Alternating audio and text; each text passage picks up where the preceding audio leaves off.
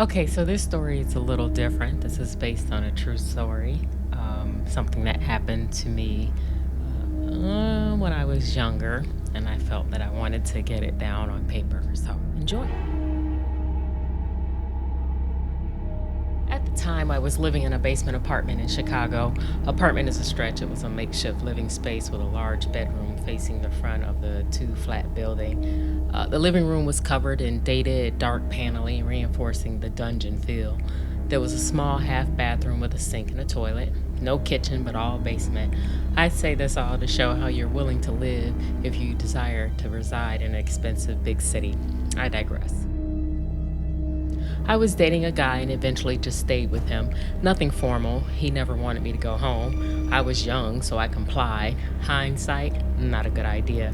We went on to get married, had 4 kids, many arguments, and a satisfying divorce. Of all my time living there, there was this one day that I remember distinctly, not because it was Christmas. I was too old to get excited for gifts and had not yet given birth to my first, so it wasn't a big deal. Just another day, if not for what happened. The neighborhood was your typical Chicago block on a busy street. Not a major street like Stony or Halsted, but one of the larger connectors, enough traffic to feel like the city, but a mixture of bungalows and multifamily buildings with tree-lined sidewalks to maintain that neighborhood feel. The block was a mix of 2 flats, 4 flats, and single-family homes. That means a lot of people in a small space. Off-street parking led to many arguments about who's entitled to park when they removed the snow in the winter. City stuff.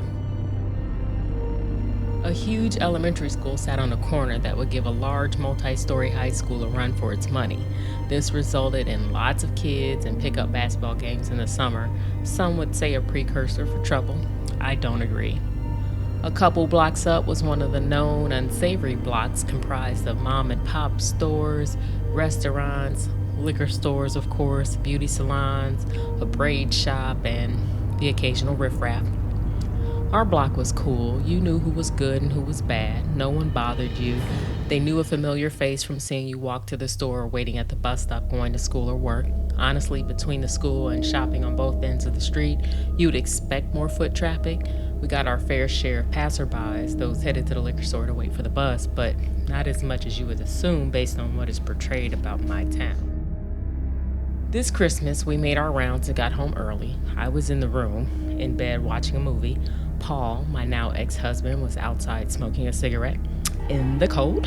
I guess when the urge hits, the mind doesn't matter when taking care of the body's needs, regardless if it's December 25th in Chicago weather.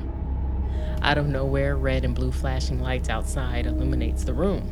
Not uncommon. There were 3 hospitals within a 3-mile radius, one of which was forever linked to Richard Speck's mass killing of 8 nursing students in 1966. Other than the lights, there were no sounds, quiet for a holiday night in the city. Curiosity got the best of me. I crept up the staircase to see what was happening. Paul was on his way in to get me when I joined him on the stoop. They shot him. Who shot who? Paul had a habit of starting the story in the middle with no detail, like I knew what he was talking about, in such a nonchalant, non-caring manner. Like the time I came home from work and he greets me with, "Your girl's dead." My response, "Who is my girl and why are you telling me like this?" Come to find out, that was his way of reporting the news that the singer Aaliyah died in a plane crash. "Dude from across the street. You saw it?" "No, I came out because of the lights. Didn't even hear a gunshot." "Me neither."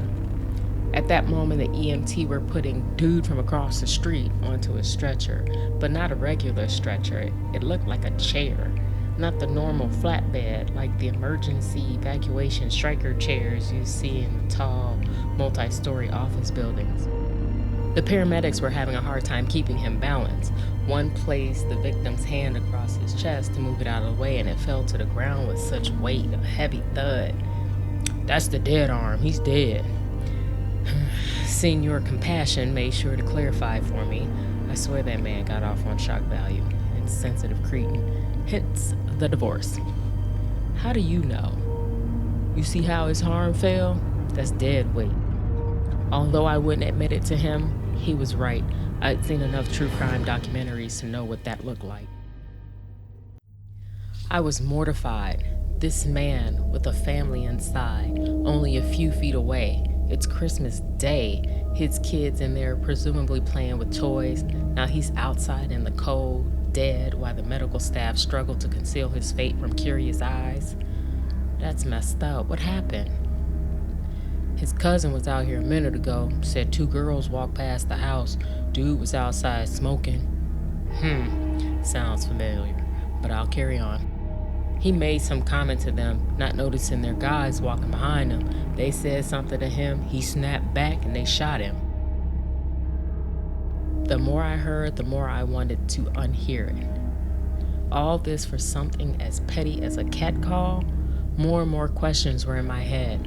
Why are you harassing women when your woman is inside, not 5 feet away? Why are these young people walking the streets on Christmas with a gun? Why is your first reaction to shoot in response to talk?